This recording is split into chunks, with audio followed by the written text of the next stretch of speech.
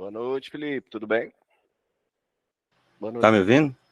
Tô te ouvindo. Tá usando o OBS, é? Tô tentando configurar ele aqui. Ah. Vamos lá. A minha parte hoje é bem curtinha. É o finalzinho da nossa disciplina. A gente vai falar aqui, Felipe, da questão da avaliação, né, dentro das metodologias ativas. Como é que é esse processo avaliativo, né, das metodologias? A gente traz uma perspectiva da avaliação, que aí vem muito de contrapartida do que nós chamamos da avaliação tradicional, que é em decorrência da educação tradicional que nós tivemos, e que nós fomos sempre avaliados numa perspectiva de sermos ranqueados, classificados, né, dentro da perspectiva lógica, tanto do aspecto do processo de ensino-aprendizagem, como também durante a vida.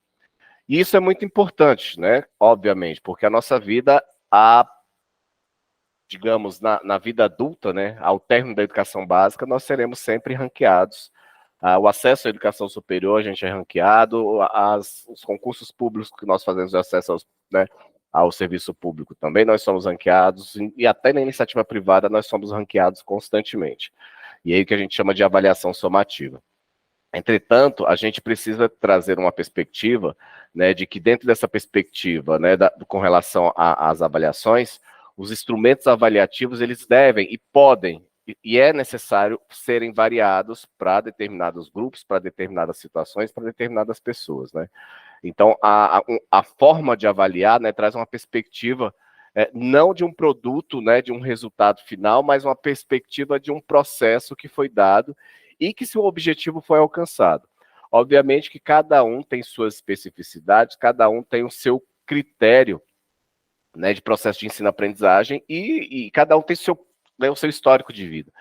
E aí a gente sempre, eu já tinha falado aqui para vocês, né, dessa perspectiva da avaliação, que nós definimos, né, a partir de determinadas avaliações, quem é o sujeito, ou o que ele aprendeu ou deixou de aprender dentro de um único momento, aquele momento que ele faz a prova, que ele faz um determinado exame. Quando a gente traz essa perspectiva, né, e aí Perrault traz para a gente uma questão que, da perspectiva da avaliação, que a avaliação ela não deve ser trazida dentro do processo de ensino-aprendizagem no sentido de fazer uma comparação, né, entre os estudantes, mas traz uma perspectiva de como esses estudantes conseguiram alcançar os objetivos, né, e se não conseguiram alcançar os objetivos.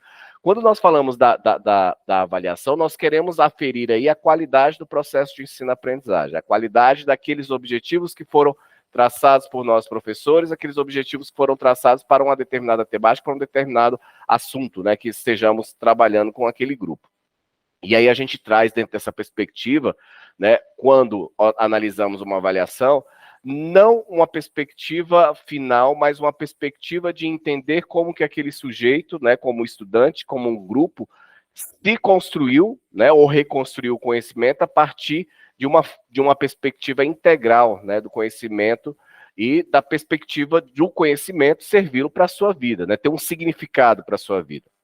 E aí a gente vai ter, dentro dos critérios avaliativos, 4 tipos de avaliações que precisamos adotar quando estamos falando das metodologias ativas.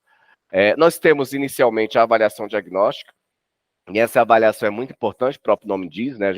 O médico faz um diagnóstico para nós quando nós vamos consultá-lo, né? Como estamos sentindo alguma coisa. Ele faz o diagnóstico que nós temos. Quando ele não tem a certeza, ele vai buscar alguns exames para poder verificar se realmente bate com aquilo que ele, teoricamente, acha que pode ser que nós estejamos sentindo. E aí, dentro do processo de ensino-aprendizagem, a primeira coisa, quando nós trabalhamos, né, a questão das metodologias ativas, é nós entendermos em que pé está um determinado grupo e em que pé está um determinado sujeito dentro daquele momento que nós estamos construindo um determinado conhecimento. Então, a necessidade, eu sempre falo, né, a metodologia ativa não dá para a gente aplicar, fazer um planejamento do processo de ensino-aprendizagem sem saber com que público nós estamos lidando e sem saber que nível de conhecimento eles possuem sobre determinada temática. Então, o diagnóstico traz para a gente um olhar mais detalhado de como nós podemos planejar as nossas aulas a partir do conhecimento que aquele grupo ou que aqueles estudantes têm sobre um determinado assunto. E aí, uma vez que eu identifico, né, quais são as potencialidades, quais são as fragilidades dentro, né, da temática que eu estou abordando, aí eu consigo traçar um planejamento com objetivos mais fidedignos daquilo que eu quero alcançar. E, obviamente, eu vou escolher os melhores métodos ativos para poder alcançar o meu objetivo. E para eu saber se meu objetivo foi alcançado, eu preciso fazer uma avaliação.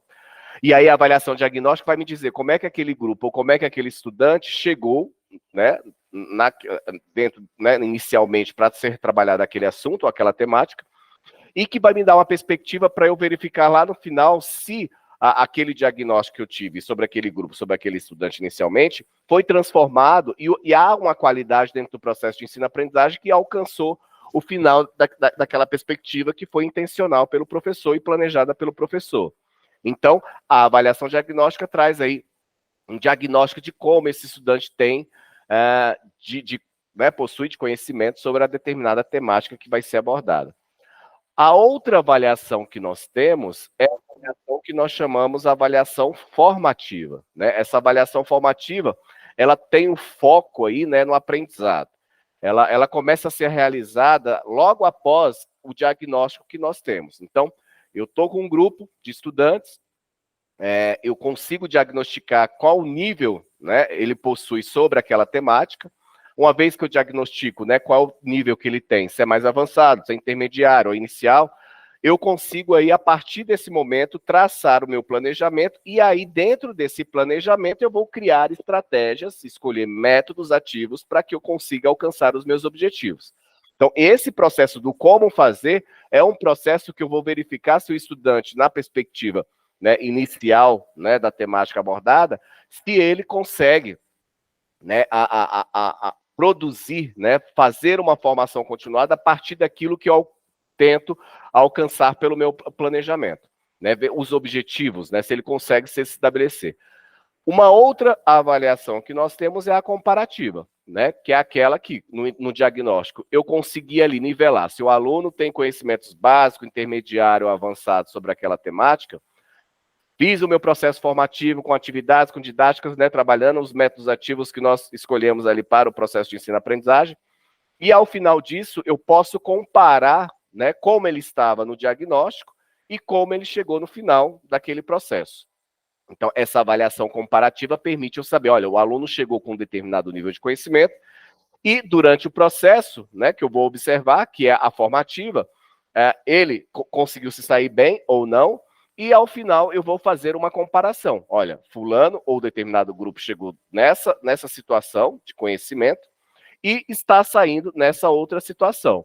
E aí eu vou aferir, né, se as qualidades, se os objetivos foram alcançados, como eu planejei, e se os objetivos foram alcançados, eu vou conseguir nivelar a qualidade do aprendizado que eu resolvi aplicar naquela temática.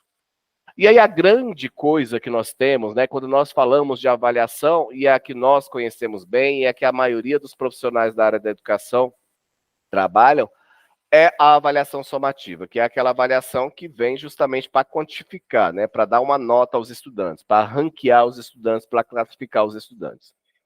Diante dessas 4 avaliações, né, e é engraçado que essa avaliação somativa, né, ela está presente, ela não deve ser esquecida em momento algum, eu bato muito nessa tecla, até porque a avaliação somativa é que vai nos seguir durante toda a trajetória nossa pós-educação básica, é ela que vai nos classificar para acesso à educação superior, é ela que vai nos classificar pós-educação superior dentro de um programa de pós-graduação, no mestrado, no doutorado, né? É ela que vai nos classificar para o mercado de trabalho, seja na iniciativa privada ou seja no serviço público, né? Ainda mais serviço público que a gente faz aí, concurso público, e a perspectiva é direcionada, né? E o resultado é direcionado dentro de uma perspectiva da avaliação somativa.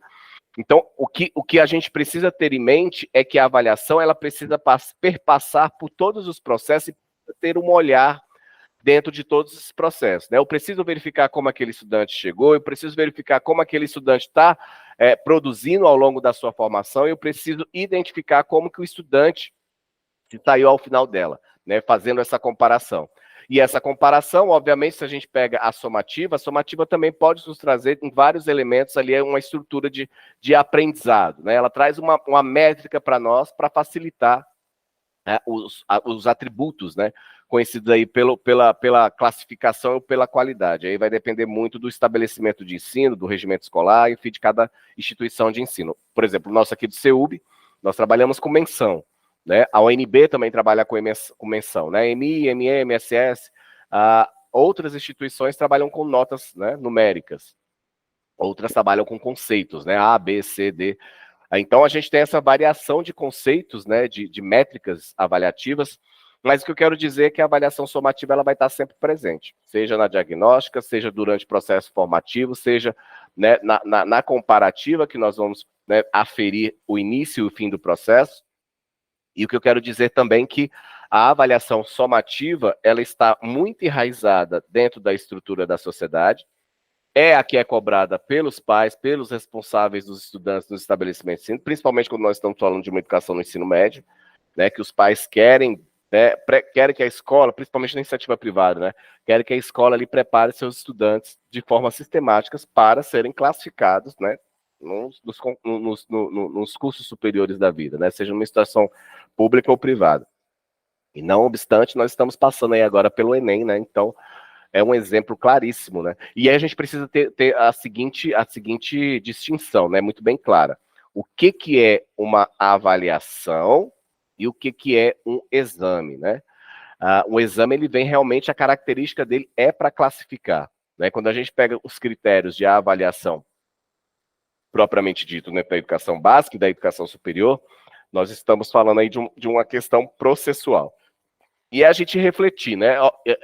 Quer ver? Esse ano agora vai ser aplicado agora na próxima semana o SAEB, que é o Sistema de Avaliação da Educação Básica nas escolas públicas e privadas do Brasil todo.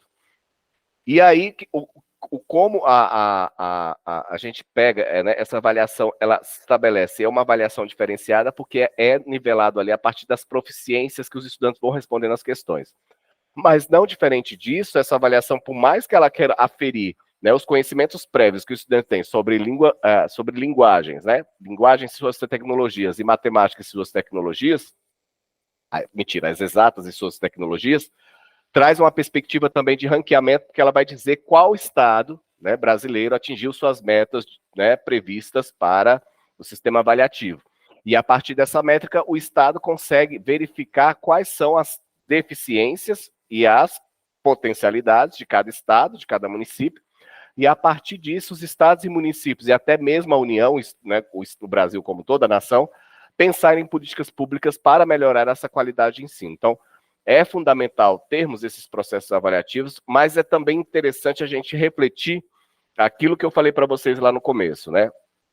A gente não pode tomar como verdadeiro um estudante somente naquele momento da avaliação, né? Então, aí a gente tem visto aí, né, os meninos fazendo exame, né? Não pode nem falar menino, tem adulto, tem velho, todo mundo fazendo o exame aí do Enem, né? Aconteceu semana passada, minha filha também fez o exame semana passada, primeira fase, e agora a segunda parte, que é agora nesse domingo. E aí o que a gente percebe muito, né? Até aqui em casa eu estava falando com a minha filha sobre isso. Há características, né? Há habilidades que são necessárias quando nós estamos fazendo esses exames, que muitas vezes não são trabalhadas dentro do contexto da educação básica. Exemplo, né, o tempo, a gestão do tempo para se concluir uma prova, né? Tem uma redação, tem outras atividades, né? Essa gestão do tempo, se a gente pega dentro da educação básica, ela não acontece constantemente dentro do processo de ensino-aprendizagem. Um estudante ali que fica sentado 4 horas fazendo várias provas ao mesmo tempo, né, com tempo cronometrado e fazendo uma redação junto com aquilo. Acontece? Acontece. Tem muitos estabelecimentos de ensino que fazem esses simulados constantemente. Mas são raros os que fazem, né, e nem dá para fazer também, porque primeiro que é oneroso, primeiro também que gasta muito tempo para os estudantes e sobrecarrega os estudantes. De fazerem várias aplicações nesse formato do Enem, para que eles consigam, né, criar, confeccionar, produzirem essas habilidades, que é a habilidade da gestão do tempo. E muitos a gente percebe, né, muitos estudantes não conseguem gerir seu tempo, até mesmo para chegar no exame, né? Há muitos percalços. Se atrasa, deixa para a última hora, esquece documento, faz aquilo, né? Até mesmo durante a prova, né? As orientações que são dadas ali durante os enunciados da prova, né? Eu estava lendo uma reportagem mais cedo, de 4.000 estudantes foram eliminados da prova, né? Porque celular tocou, porque tinha metal, porque tinha isso, porque tinha aquilo, porque tinha cola. Então, são habilidades que precisam ser trabalhadas, mas o que eu quero ver aqui com vocês é a seguinte questão. Nesse dia, temos estudantes, né? Estudantes que passaram o ano todo preparando para esse exame, e naquele dia, naquele exato dia, domingo passado, ele teve que fazer a prova, mas antes de sair de casa, teve um problema em casa, briga dentro de casa, teve problema com o trânsito, teve problema de saúde, né? Teve várias situações que, quando ele chegou para fazer a prova, aquilo, né, impactou no seu processo, impactou nele responder à prova. Não é correto eu julgar esse estudante, né, dizer que ele é um mau estudante, porque naquele dia ele saiu péssimo, ele estava com a cabeça boa, porque teve vários problemas. Então, é muito perigoso a gente ter essa percepção quando nós estamos falando da educação básica, no espaço escolar regular, né? De que uma prova, só, por si só, ainda mais nós como professores, docentes, que a nossa prova, por si só, iria ou irá, né, julgar aquele estudante ser bom ou ruim. Por isso que a gente sempre traz esses elementos das outras avaliações para que a gente consiga ter um processo, né, de como essa aprendizagem foi realizada. E aí, quando a gente está falando desse processo, nós vamos verificar várias situações desse estudante, né, várias habilidades, como a postura dele durante o processo, né? Se aquele estudante era assíduo, né, se ele sempre fez as atividades, se ele está sempre participando, né, mas naquele dia da prova ele foi ruim, né? Que é diferente, por exemplo, dos outros estudantes, né, que nunca participou, que falta demais, sei o quê, e mesmo assim sai ruim. Então a gente já sabe, né, que no processo não houve interesse, que no processo não houve o acompanhamento daquele estudante nesse processo, no desenrolar, né, da construção de conhecimento que a gente está trabalhando ali naquele grupo com aquela pessoa. Então a gente tem aí vários elementos, né, que vão né, trazer para a gente, e a gente precisa ficar muito atento, essa avaliação processual. Da mesma forma que com vocês, né, a nossa educação modalidade à distância, né, ela é exemplo claríssimo de metodologias ativas, né? Nós temos vários, o fórum é um tipo de metodologia ativa e traz uma perspectiva da responsabilidade de vocês. Vocês sabem a hora que vão acessar o AVA, vocês sabem a hora que vocês vão participar do fórum, vocês sabem quando vocês vão responder uns exercícios, vocês sabem se vão poder ou não participar dos encontros síncronos. A responsabilidade está na mão de vocês, que é essa a intencionalidade das metodologias ativas, né? Se eu trago essa perspectiva, né, dentro de um processo de ensino-aprendizagem, né, para os estudantes, especificamente da educação básica, eu preciso verificar como está o acompanhamento deles. E é isso que nós fazemos com vocês. Por mais que talvez vocês não saibam, mas nós, professores, né, tanto na pós-graduação quanto na graduação, quando verificamos lá, fazemos todas as correções, né, dos estudantes, e aí ao final a gente vê aquele estudante lá com 58,96, né? A gente tem autonomia de poder arredondar essa nota. A coordenação nos permite fazer isso.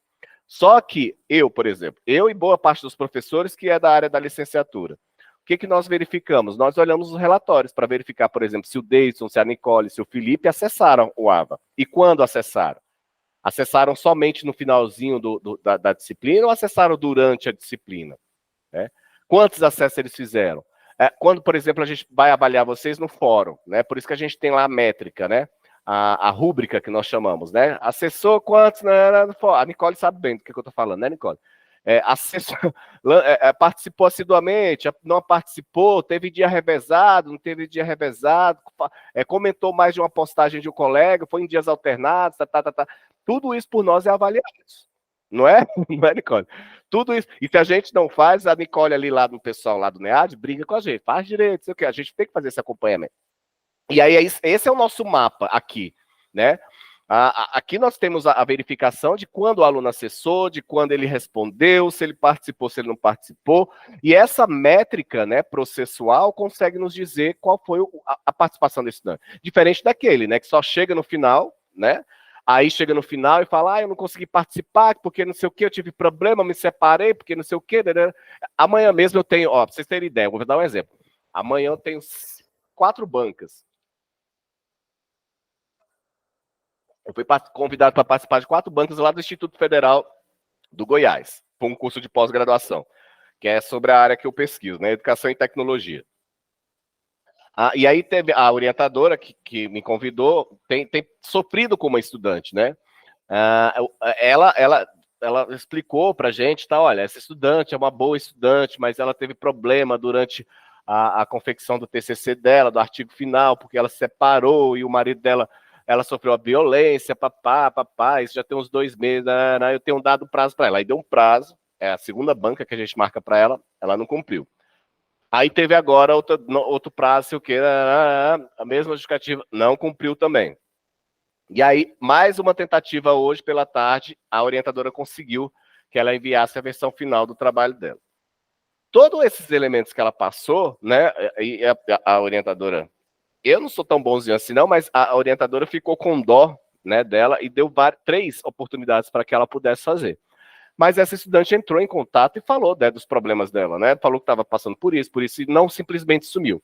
O que é diferente, por exemplo, dos estudantes que somem, e aí na véspera do negócio diz que teve um monte de problema e a gente não sabe, né, de nada disso. Então, esse processo todo, essa avaliação que é processual, precisa ter esses elementos, nós precisamos ter esses elementos, né, entender o que esses estudantes estão passando para que a gente possa julgá-los, né, da melhor forma possível, né?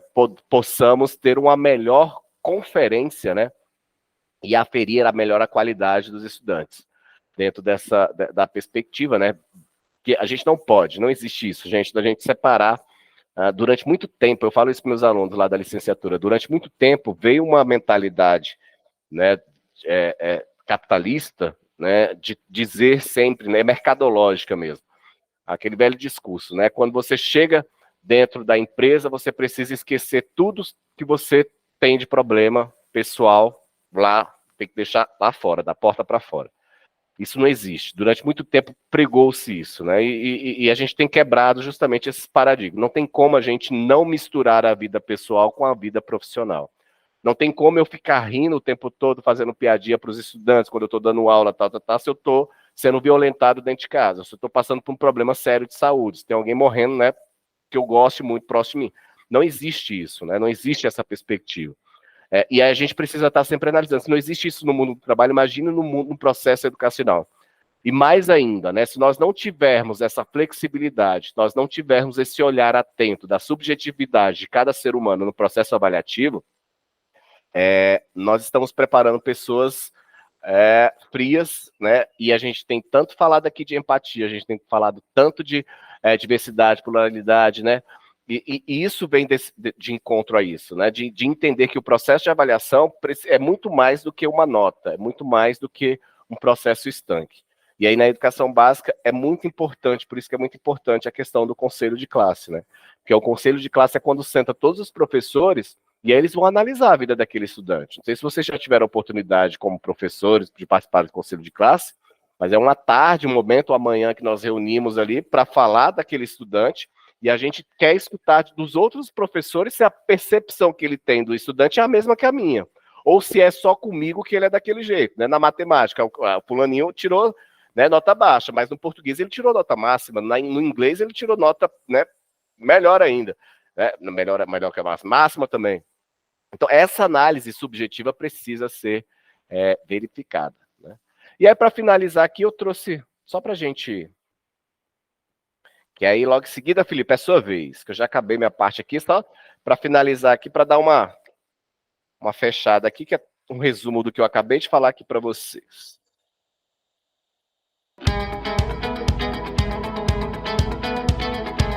Com a aprovação da Base Nacional Comum Curricular, BNCC, e dos currículos referenciais construídos em regime de colaboração entre estados e municípios, o Brasil estabeleceu direitos de aprendizagem comuns a todos os estudantes. As avaliações desempenham um importante papel na garantia dessas aprendizagens e, para que isso ocorra, elas devem fazer parte do processo pedagógico. A avaliação possibilita que os professores diagnostiquem o nível de conhecimento da sua turma, monitorem o progresso no desenvolvimento dos estudantes, orientem seu trabalho e promovam intervenções pedagógicas. Dessa forma, a avaliação passa a ser uma prática permanente do processo de ensino e aprendizagem. Mas como isso pode ser feito na prática, no dia a dia das escolas, na sala de aula? As avaliações podem ser utilizadas para apoiar o processo pedagógico de 3 maneiras mais frequentes.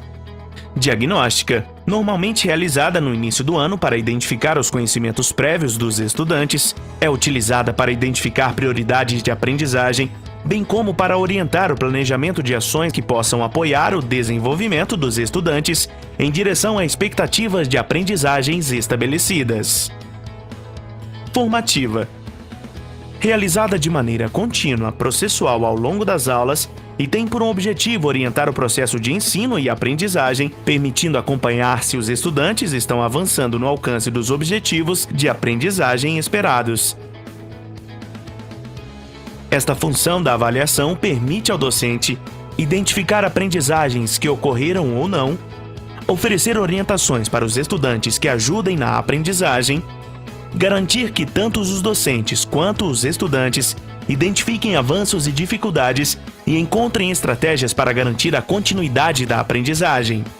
A avaliação formativa ocorre durante o processo de ensino e aprendizagem, possibilitando ajustes e correção de rotas. É uma prática essencial na educação escolar. Sem ela, não é possível ter conhecimento sobre o êxito do ensino e da aprendizagem em curso. Somativa. Ocorre ao fim de um processo educacional. Ano, semestre, bimestre, ciclo, curso, tem foco na determinação do nível de domínio de alguns objetivos estabelecidos para serem aprendidos em um dado período de tempo, propondo-se a realizar um balanço somatório de uma ou várias sequências de ensino. Nesse sentido, ela está centrada na mensuração dos resultados das aprendizagens, tendo por base critérios gerais. Seus resultados servem, por exemplo, para verificar, classificar, situar e informar.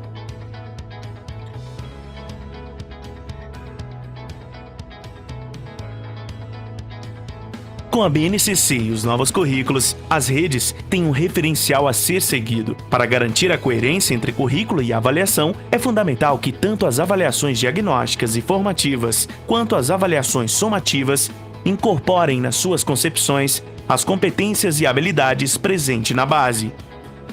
Tendo em vista as demandas e desafios característicos do século XXI, espera-se que os estudantes dominem habilidades consideradas essenciais para o mundo atual e, assim, possam se desenvolver com êxito ao longo da vida. Nesse sentido, é fundamental que as avaliações sejam capazes de aferir habilidades que envolvem dimensões mais complexas do processo cognitivo, como o pensamento crítico, a capacidade de resolver problemas com múltiplas soluções ou a diferenciação entre fatos e opiniões.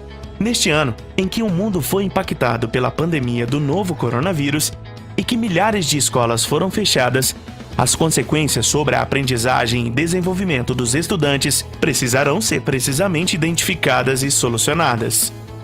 As práticas avaliativas ganham ainda mais relevância neste contexto adverso, sendo uma importante aliada para que se tenha uma verdadeira compreensão do cenário que as escolas enfrentarão.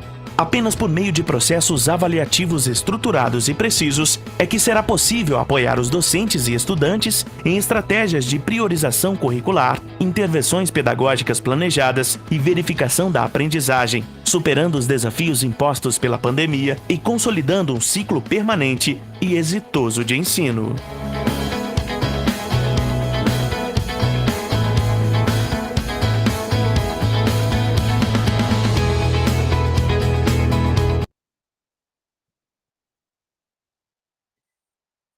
Então, gente, é só para dar um resumo mesmo.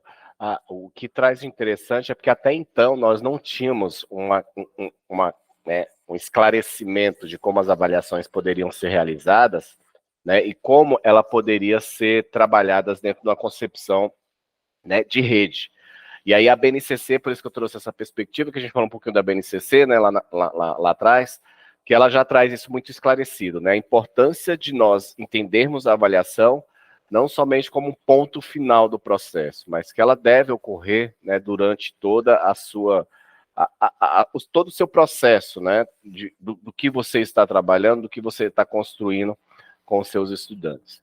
E aí, para finalizar, eu trouxe aqui uma questão apresentada por Edgar Morin, que ele vai dizer para a gente que, em sentido amplo, se há aprendizagem, o aluno está ativo, uma vez que o processo de aprendizagem exige do estudante e do docente formas de movimentação interna e externa, de motivação, de seleção, de interpretação, de comparação, de avaliação, aplicação. Ou seja, alguma ação, atitude.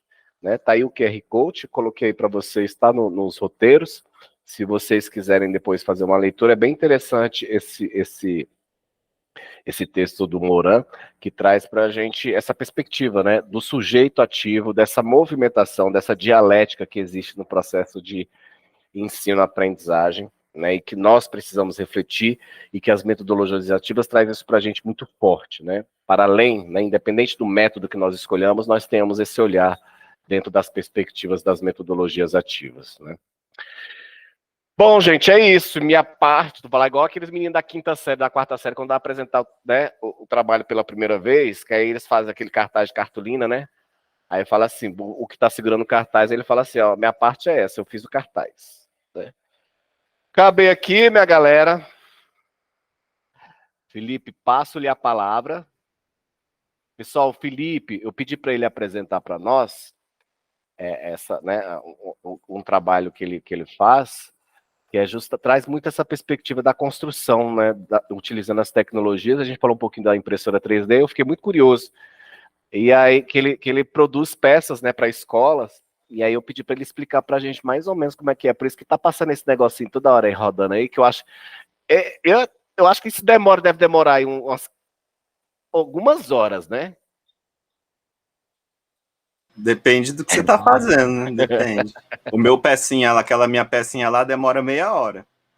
Aquela minha disquinha Diga lá. rapidinho, fala Felipe Davidson, qual é a dúvida? Boa noite, Boa noite. professor. Boa noite, tudo bem? É só em relação ao vídeo, né? É que é somente o sistema de inserção, é só para enviar um vídeo só, né? Não é, Isso, não precisa de um outro documento, nem nada. Não, é além só o disso. vídeo, é só o vídeo. E em relação à linguagem, né? Porque se a gente faz um plano de trabalho para apresentar uma proposta daquela, é diferente de a gente fazer lá com a criança ou com o adolescente, já que mas a linguagem é como se eu estivesse dando aula para as crianças mesmo, né? Mas você viu lá que eu coloquei? Acho que você não estava aqui, teve uma aula. Não, sim, que ampliou, né? Pode ser jovens, É adultos. isso. Aí fica seu Mas o contexto ainda é esse, né? De ter a linguagem como se fosse a aula, né? Sim, como se você estivesse dando uma aula. Igual eu fiz aqui, né? Perfeito. Tá. 3 minutos, é isso? Se quiser fazer mais, não tem problema não. Eu limitei ali no Pode máximo passar. 3, não tem problema não. Perfeito, então. Só Tá isso. bom? Obrigado. Nada. Bora, Lipe. Aproveitando a pergunta do Davidson, também tinha uma pergunta do trabalho final. Tem lá, eu esqueci, tem o tópico lá. Pode usar outro tópico parecido ou tem que ser aquele tópico exato lá? Não, pode ser outro tópico, não tem problema não. É porque era um negócio assim, né, de importância da tecnologia na comunidade, não é isso? Uma coisa assim. E eu queria fazer... O que você queria fazer? Eu queria fazer um negócio escalonado, que eu fiz um texto que era sobre a importância do roteamento doméstico no problema de segurança digital federal, de como aquilo vai atravessando. Não, você pode, até porque você está abraçando a tecnologia. O que eu quero é que você não saia da temática guarda-chuva tecnologia. Pode, assim, variar um pouco o tema. Pode, se você quiser falar, sei lá, quer falar de inteligência artificial para as competências dos professores de educação superior. Beleza, vou dar um curso de inteligência artificial para professores de curso superior. Pode também, não tem problema nenhum, não. Mas desde que seja tecnologia. Beleza. Sim, isso também era uma dúvida minha, o que os meninos perguntaram. Eu, inclusive, meio que já tenho uma ideia do que eu vou fazer, já fiz algum planejamento. Sei. Falta só gravar, e aí eu coloquei no contexto específico, assim, aquela temática dentro de um contexto específico. Aí eu tava na dúvida se podia ou não. Pode sim. Ô, Nicole, solta aí pra mim, eu que tô com uma dúvida. Eu recebi um e-mail que a gente tem que ir pegar o negócio dia dos professores. O negócio vale a pena em pegar, porque eu tô com preguiça. Sempre é coisa boa. É um copinho. Térmico, um copo térmico. Não, eu tô precisando, eu vou pegar. É porque sempre tem uns brindes, galera. Olha, tem uma coisa que o seu é bom, é brinde pra nós. É Natal, é Dia dos Professores, sempre uma coisa interessante. Aniversário. Aniversário, é. Muito bacana. É excelente mesmo. É um copinho, vale a pena. Então tá jóia. Obrigado pela informação. É térmico, hein? É bom esse negocinho, né? Vamos lá, Lipe. Era para falar o quê mesmo?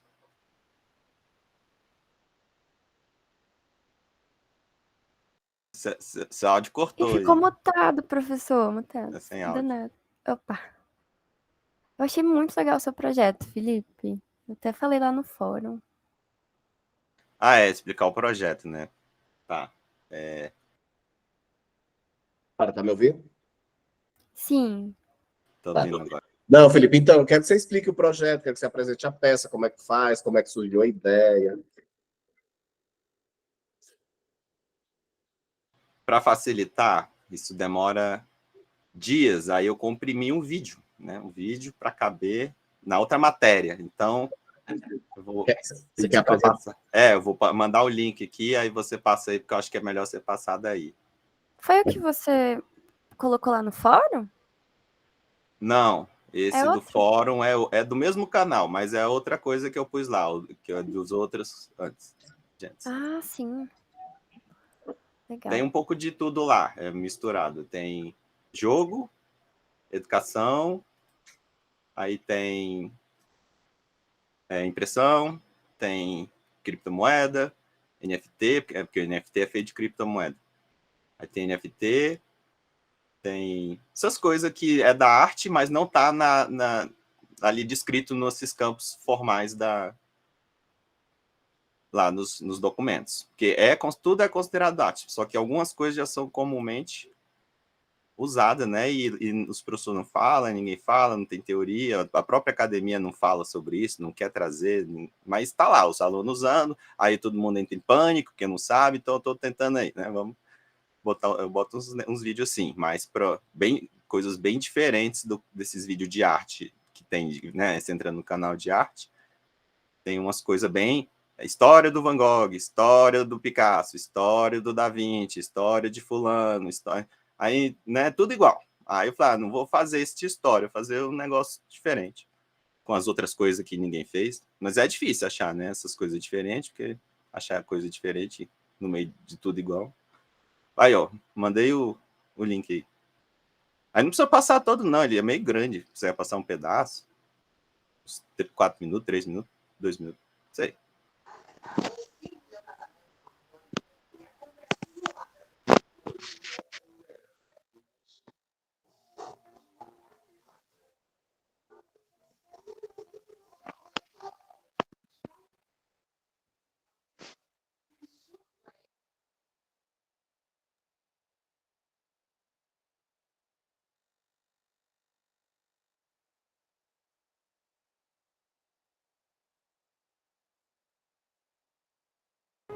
Olá, no episódio de hoje especial do Maleta, O fungo.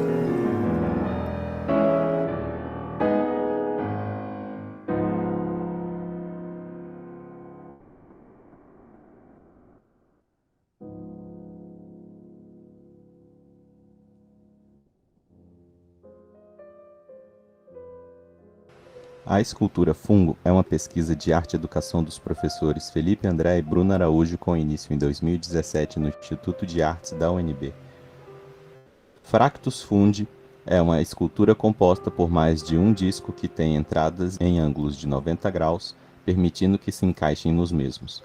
Esse tipo de design modular é comum em várias aplicações, incluindo arte e design de objetos, pois permite criar estruturas variáveis e criativas usando peças intercambiáveis. O tamanho de cada disco projetado para ser facilmente segurável nas mãos de todas as pessoas. O PLA é um material de impressão 3D popular por ser leve, durável e não tóxico. A versatilidade da escultura fungo a torna uma ferramenta acessível para promover o desenvolvimento físico, cognitivo, emocional, participativo e interacional de pessoas com necessidades especiais, proporcionando oportunidade de aprendizado, expressão e interação. Ela exemplifica como um design colaborativo e pode enriquecer a vida de todos, independentemente de suas habilidades ou desafios. O objeto escultural fungo apresenta um conjunto diversificado de aplicações terapêuticas e de reabilitação, impulsionando o treinamento da resistência muscular das mãos e dedos, melhorando a coordenação com próteses e aprimorando habilidades motoras finas.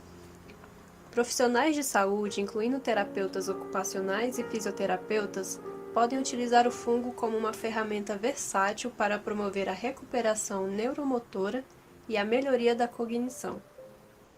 Além disso, o objeto é empregado como um estímulo para a comunicação não verbal e como uma estratégia de relaxamento multissensorial, contribuindo para a redução da ansiedade e promoção da consciência corporal.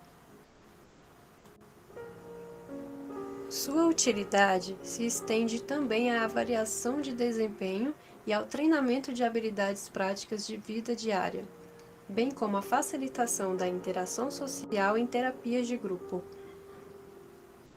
O fungo atua como um estímulo para o aprimoramento da resistência muscular intrínseca e extrínseca das mãos e dos dedos, promovendo o fortalecimento dos músculos flexores e extensores.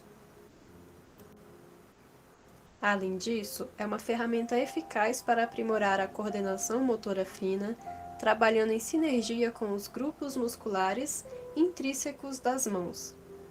Sua aplicação na reabilitação neuromotora envolve a facilitação de padrões motores específicos, enquanto sua utilização na terapia de relaxamento multissensorial engloba estímulos táteis que influenciam as respostas neuromusculares e reduzem a ativação do sistema nervoso simpático.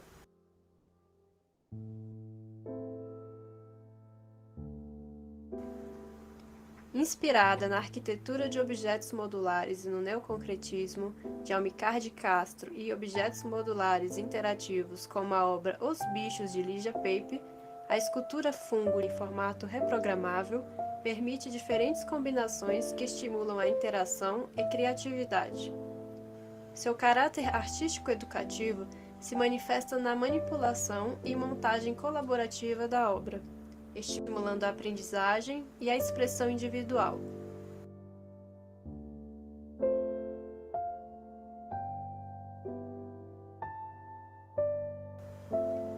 A proposta se alinha com conceitos de Huizinga, 2007, sobre a função lúdica do objeto. Ao ser doada para o Centro Educacional São Francisco, a escultura fungo promoveu novas possibilidades de interação e aprendizagem para o público escolar.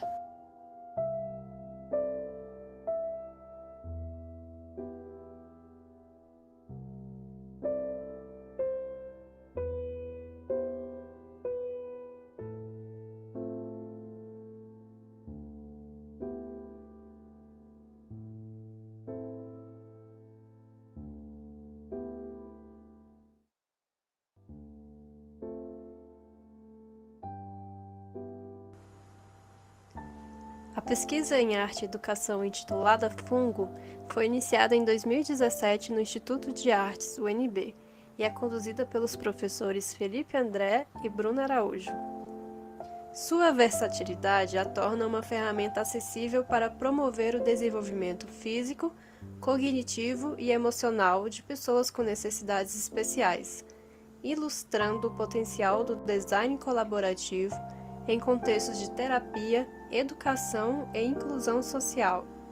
Outra grande inspiração para o projeto interativo Fungo é o artista Yukata Toyota. Na exposição Pode Tocar, de Yukata Toyota, a arte transcende os limites convencionais, convidando os espectadores a explorar suas sensações através do toque.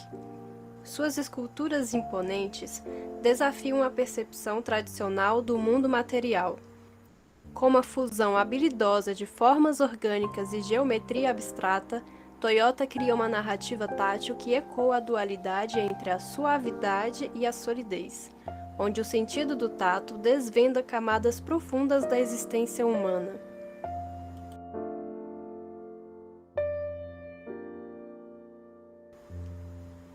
A hashtag FractusFundi proporciona uma experiência interativa única, permitindo que os participantes compartilhem suas criações fotográficas no Instagram usando a hashtag. Isso estimula a formação de um rizoma digital diversificado e dinâmico na cybersfera, promovendo a integração e a conexão por meio das redes sociais.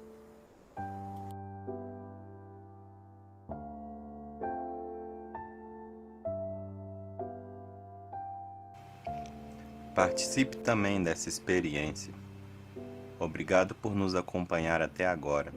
Até a próxima viagem. Tchau!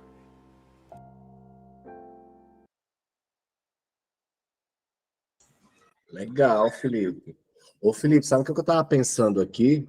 Viagem minha, tá? Não sei se você já pensava nessa perspectiva, porque uma vez eu participei de uma dinâmica de seleção de emprego e tinha algo muito parecido com isso, sabe? Mas não era com isso. Sim. Não era exatamente essa peça. E aí, e acho que você teve um momento ali que você falou, mas não aprofundou tanto. E tinha muito essa questão da observação de quem estava selecionando, lá do pessoal do RH, da interação entre as pessoas na construção de algo que eles pediram para fazer lá. Pegaram um castelo. Só que o que eles fizeram? Eles não fizeram com peça parecida com ela, mas pegaram, dava canudos pra gente, canudo, né? Canudo. E aqueles, como é que chama? Aquele doce lá que parece que povo coisa na fogueira, marshmallow. Aí quem construísse o grupo que construísse, a equipe construísse, a maior torre, não sei o quê. Eu acho que dá para entrar nessa perspectiva aí também. Vocês já pensaram nisso também? Essa prática que eu conhecia era assim, você tem que escrever o nome de todo mundo que tiver na sala na folha, e aí vira aquela bagunça, mas se você só ir rodando a folha e todo mundo escrevendo, vai de uma... Só que ninguém quer pensar nisso na hora, e aí o primeiro que não pensar nisso gera o caos, e aí todo mundo entende no final que se todo mundo tivesse organizado, tinha escrito o mais rápido possível, mas nessa de ir catando todo mundo, tudo se perde, vocês perdem a ordem da lista de todo mundo que está na sala. Aí esses jogos lúdicos, sim. Aí esse é sobre a frustração e a aceitação do processo colaborativo, que aí é o que eu escrevi no TCC, sobre a diferença entre a competição, colaboração, participação, que tudo isso tem no jogo, só que tudo isso é diferente e nos jogos é demonstrado de formas bem específicas. Então o projeto foi assim, colaboração, a coisa que não tem... Porque para ser colaboração, entre aspas, bem entre aspas, segundo a teoria do Huizinga, tem que tirar algumas das regras hierárquicas do jogo. Tem que ser um jogo de interação e experiência, e não um jogo de competição e pontuação final. Mas para tirar isso, tem que... Como você tira a pontuação sem tirar o objetivo? E aí, o objetivo é a não figuração. Todo mundo tenta fazer a figuração, os alunos, né? Mas ninguém consegue alcançar a figuração. Chega em algum ponto onde a figuração se perde, porque são objetos circulares. Ele não é feito para desenhar figuras. Ele é feito para você encaixar uma forma abstrata. Mas ninguém gosta de desenhar abstrato. E aí vem a frustração e a aceitação pelo abstrato, né? A aceitação pela composição que não vai fazer sentido, aceitação pelo lugar nenhum, aceitação pelo colega que encaixou e desmontou o seu trabalho, mas no final ficou bom ou pior, e aí vai depender de cada um. E aí pode ser aceito para qualquer idade. Essa é a ideia, qualquer idade, ter essa interação e em que necessidade for. Assim, eu não penso nem no sentido, como é que você falou, empresarial, né? Eu penso muito no sentido das pessoas que estão numa UTI, porque você pode lavar isso com um negócio esterilizar e você pode deixar a pessoa montando isso o dia todo para ela não enlouquecer lá dentro, porque aquele lugar é um lugar de saúde, mas é um lugar de saúde mental ruim. As pessoas saem de lá prejudicadas. Eu não vou dar exemplos e não vou entrar nesse assunto, mas é um local que eu sempre penso no meu processo de arte, nesses locais que não são acessíveis, nunca. E aí o PLA ele veio como um martelo que vai tentar resolver essa questão que não tinha solução, não tem solução para o sistema, porque lá é um sistema hermético, e o sistema hermético ele impossibilita qualquer entrada de qualquer outra coisa, mas isso, dependendo de como é burocratizado, ele pode ser inserido em sistemas médicos, em sistemas informais, mas que precisam da ludicidade para manter o ser humano consciente e mentalmente estável para sarar e se curar da forma que ele precisar. Então, não vou dizer que é alquimia, não é nada disso, é interação, é igual o joguinho de caçar-palavra, mas o papel não pode, porque o papel não descontamina. Eu tenho uma luz UVC, mas ninguém tem essa luz UVC, né? Aquela luz que mata o germe, não precisa passar álcool. Então o papel não pode entrar com papel, não pode entrar com nada. Criança morde, come as coisas. Isso é comestível, de base amido. Então, pode dar para o cachorro comer, pode dar para a criança comer, pode... Né, não é um material tóxico de base petróleo. Então, tem as impressões de base petróleo, elas são mais resistentes, são para automotivo, para carro, né? Mas para poder morder, mastigar e lavar e ainda não ser prejudicial, aí tem essa de base amido, que ela é muito acessível, muito barata, tem todas as cores. Aí, que passou no videozinho. Que legal. Aí ele tem aqui, ó, folhinha, formatinho de folha. Legal. Isso, e aí que a impressora tá fazendo é o quê? O estojo dele? Não, é isso aqui, ó. Isso aqui é encomenda dos clientes. Não sei se dá para entender. Aqui. Aí aqui vai aqui. Essa que tá fazendo é a parte de cima, né? É o rolinho que vai em cima dessa. Aí aqui roda. Aí vai ser tipo um rolo de gravura, uma prensa tipográfica, estilo Gutenberg, só que nova, em PLA. Porque o que acontece? Lá na UNB tem esse aqui. Só que se você botar a mão aqui, é igual um moedor de cana. Arranca o dedo fora, tanto que só pode monitor e professor. Não pode ninguém mexer na prensa, porque senão ela arranca o dedo fora. Porque esse rolo lá é um rolo de 300, 400 quilos. Né? Então não pode, perigoso. E para fazer essas gravuras, aqui, ó, tem um exemplo aqui que eu também peguei. Toda aula que você falou que ia fazer, eu fui guardando e desguardando, agora eu peguei só um, ó. Aqui, ó. Madeirinha, pá, que trabalha lá. Esse aqui é MDF, que joga fora. Lá na Feira do Paraguai, na Feira dos Importados, joga fora isso aqui. Aí você cata de graça e trabalha de graça. Lá na Casa das Artes, uma prancheta dessa é R$40. Aí você cata de graça lá na Feira dos Importados. Eu só trabalhei com isso. Os professores falam, isso não é gravura. Isso tem que ser tirado de uma árvore. Porque senão não é estilogravura. Isso aí é só gravura. E aí lá eles são assim. Mas eu falei, minha questão não é cortar árvores. A minha questão é pegar lixo e transformar em a mesma coisa que vocês estão fazendo aqui. E ensinar isso na sala. Porque se a gente for cortar uma árvore para fazer um desenho, não vale mais o esforço. Cadê a tem que pensar de forma no século XXI. Algumas coisas vão mudar nas artes também, né? Então esse aí é um dos... Enfim, para cavar essa madeirinha que eu mostro aqui, deixa eu ver, dá para ler aí? Tá escrito? Dá para ler? Atenção, né? Atenção. Não levantar a bandeja com trabalho, né? Que aí levanta a bandeja, o trabalho, o colega cai. Aí, em vez de fazer gravuras de contemplação, eu fazia gravura de colar na parede para ensinar como trabalhar no ateliê. E esse era o meu projeto. Não gravuras artísticas, gravura de tipografia gráfica da publicidade, só que feito em formato de gravura, que ia ser colado no ateliê de gravura para ensinar os próprios alunos da gravura sobre a metodologia. E aí eles produziam as artes dele, utilizando as minhas artes como orientação visual, para poder... E aí o meu trabalho educacional na gravura foi produzir gravura para ensinar os outros de forma indireta, né, usando a gestão visual. Enfim, para cavar essa madeira aí, usa uma goiva, um negócio de ferro. Não tem um aqui. Não tem, não. Um negocinho de ferro, assim, muito perigoso. Aí o aluno já contei. O aluno cortou a mão, perigoso. Agora, como cortou a mão e tem essa coisa do perigo, aí essa aqui é para trabalhar com baixa pressão. Então, o aluno ele vai trabalhar com materiais que não vão ser tão duros quanto a madeira. E ele vai pegar material reciclado, usar de chapa, desenhar na chapa e imprimir, fazer todo o processo tipográfico sem a madeira e sem o metal. Todo com essas prensinhas, né? Fazer umas 5 por aula, né? Juntar nos estudantes.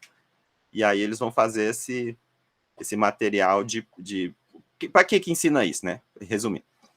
Para você entender, porque aqui está ao contrário, né? A câmera está ao contrário. A gravura ela é impressa invertida. Então todo mundo acha que escreve o nome vai sair. Não. Você tem que escrever o nome ao contrário. Para poder ele, quando você virar ele assim, ele tá do lado certo. Até entender é uma aula, né? 50 minutos dá para a pessoa entender o espelhamento e entender sobre a reflexão e isometria. Então, só nisso, explicar esse conceito é muito difícil. Mas se você faz uma brincadeirinha dessa... É parecido com o nome que está aparecendo aqui em cima, né? Se escreve de trás para frente. Esse o quê? É maletaverso, né? Maletaverso. Que está escrito com a ordem de trás para frente aí? Tá, para mim está aparecendo, sempre para os outros. Ah, é porque eu achei que estava certo, peraí. É que eu Da mudei. direita para a esquerda. Peraí. Eu tô aprendendo aqui mexer no OBS. Aqui, ó. Foi, né? Assim. Foi. Mas o que você estava querendo dizer era o jeito que estava, né? Você fala escrita, né? Isso, ao contrário. E aí a aula, a teoria sobre a tipografia clássica é basicamente aprender espelhamento. Isso é na metodologia da arte. Dá para aprender isso português, né? Língua clássica, etc. Mas nas artes tem isso sobre a tipografia, a importância da tipografia e como isso mudou o mundo, né? Como esses... E aí eu boto cada um para escrever um nome bonito e fazer uma frase. Escreve uma frase, aí entra a colaboratividade. Cada um vai fazer uma palavra. Aí escreve uma frase bonita, onde cada um vai representar uma palavra ali. Cada um faz uma palavra espelhada, bota tudo junto, imprime, cola. Tem no TCC lá, né? Tem lá no TCC, tem essas imagens dessas produções deles fazendo isso. Parabéns, viu? Muito interessante. E isso é uma ótima ferramenta já até para aplicar como método ativo, né, para os estudantes. Então a minha ideia é não, tipo, no bom sentido, não trabalhar mais, né? Tipo, bacana. Eu já começo com cardápio, pedindo o que você faz da vida e o que você quer, e eu só vou trazer aquilo que você falar. Se você falar nada, eu não vou trazer nada, e a gente vai ficar fazendo nada, porque tem a teoria do nada também, a meditação, né? Mas, trazer, aí tá lá escrito, escrevi no fórum. Geralmente eu gosto de jogar futebol, gosto de passear no shopping, gosto de ver série, gosto desse desenho, daquele desenho, desse desenho. E cada coisa dessa tem um iceberg fundamental ali, absurdo, que nem eles vão entender até a fase adulta, mas você traz ali, filtra e fala, você já pensou desse ponto de vista sobre esse seu negócio? Não, vamos fazer um trabalho disso? Vamos. O que você acha? Aí nisso ele mesmo vai aprofundar lá e chegar sem precisar falar nada, porque se eu falasse, ele esquece, mas se ele vai sozinho, ele lembra. Ele tem que ir sozinho, né? É um motivo para ele ir sozinho. Aí, se não for uma coisa que ele gosta, mas como é que faz? O bom das artes é isso, é abrangente, então, né, matemática é mais difícil, você tem que aplicar um cotidiano, né? Mas, então, nas artes é bem mais fácil. Então, não posso dizer que isso é um mecanismo, né, genérico. Isso funciona muito bem para as linguagens, para as outras artes, mas para ciências, né, deve ser mais difícil, porque você tem que contextualizar muito bem, né? A coisa não pode viajar na fantasia, nas artes pode, né? A fantasia que gera a linguagem. Na biologia, não pode fantasiar na biologia. A biologia é uma ciência factual. Mas dá para, né, brincar e misturar também. Legal, Felipe, parabéns. Bom, gente, terminamos. Obrigado, Felipe. Show de bola. Aliás, eu quero seu contato depois. Me manda. Você tem meu e-mail, que você mandou aquele negócio. Me manda no e-mail. Se você tiver, sei lá, algum folder, alguma coisa assim, que eu vou distribuir por aí. Tem uma galera... É porque lá no Conselho de Educação, vira e mexe, eu atendo a rede privada todinha. E eles pedem muito né, dicas de jogos de tal. Aí você me passa que já vou disseminando isso aí. Tá, não, geralmente eu boto links mesmo, mas se for coisa impressa que eles precisarem, a gente dá um jeito. Não, alguma coisa digital. Enfim, um portfólio. Tá, um contato. Isso. Contato, tá. É isso, gente. Então, você perguntou assim, por que você não faz logo, tora reta aí, faz 500, né? Eu falei, não dá, só tem essa empresa. Agora ela acabou aí, fez uma peça, demorou 6 horas. Aí, por que você não faz 500? Aí, ela quebrou a impressora essa semana, eu quebrei e fui aqui no setor de indústria gráfica, setor de indústria e abastecimento, lá para baixo. Tem uma loja que imprime, eu falei, se eu quiser 500, você faz 500? Faz. E aí eu já encontrei a indústria que vai pegar o meu desenho. Eles não têm esse desenho, porque eles não desenham, eles fazem nada, só imprimem, né? Igual Xerox. Mas se eu pegar o meu desenho, eles têm cores que eu não tenho. Eu vi lá, achei bem legal as cores novas que eles têm lá, e dá para fazer vários números. Então dá para seguir aquela ideia que você propôs de um jeito mais fácil, que aí eu não preciso passar por esse perrengue. Eles que vão passar pelo perrengue. Seria com lucro. Bom, gente, foi um prazer estar com vocês aqui nessa disciplina. Espero que vocês tenham gostado. Espero que a gente tenha construído e reconstruído conhecimentos aí, que tenha ajudado vocês de alguma forma. E me despeço aqui que vocês precisarem de mim, independente de disciplina, independente de qualquer coisa, trocar uma ideia, trocar, né, alguma informação, quiserem publicar alguma coisa, escrever algum artigo junto, tamo junto. Já que o Carlos não veio, eu só deixar o comentário aqui, já, né, não veio, então, da aula anterior que eu não vou comentar, que ele entrou na sala e falou, e comentou que não estava adequado ao interesse dele lá da aula, né? E aí esse trabalho aí é dessa aula. Eu entreguei lá, eu fiz um artigo para explicar tudo isso, ainda fiz um vídeo, eu tirei 7,5. Eu considero isso perseguição, porque, entendeu? Entendeu? Considero, porque assim... Não tô... porque eu fiz já pensando como profissão mesmo, não foi nem trabalho de escola, e mesmo assim, a pessoa fica pegando no meu pé. Eu não vou correr atrás disso, mas eu estou comentando aqui em respeito ao Carlos, né, que ele também ficou muito incomodado, ele é um cara muito gente boa, sabe? Qual foi a disciplina? Não vou falar, não. Não, eu nem lembro. Eu não sou leve atrás, não. Não, eu não vou, não. Eu não sou de guardar, porque eu sou infartado, eu não posso. Tenho que ficar feliz. Eu só estou comentando, foi o que eu falei, que o Carlos estava incomodado, ele que ficou incomodado, eu nem fiquei tanto. Então aqui, de repente, se ele ver aula, ele vai lembrar de mim do que eu estou falando.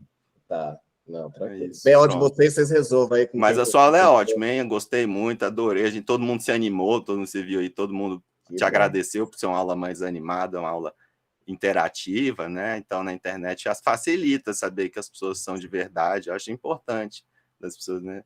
Não ser só um robô lá falando coisas aleatórias. Se a pessoa, né, te responder de forma mais franca, às vezes, é bom. É isso. Manda lá para a coordenação. Não vou mandar nada, não. Tô falando aqui isso aqui eu só lembrei disso, assim, foi um sonho. Tem que parar de ter medo, gente. Tem que parar de ter medo. Eu vou seguir minha vida, eu tenho mais o que fazer, moço. Então tá, gente, um abraço. Um abraço. Muito obrigado. Viu? Sucesso aí, vem, Felipe. Tchau, Deison. Para nós, sucesso para nós. Tchau. Valeu.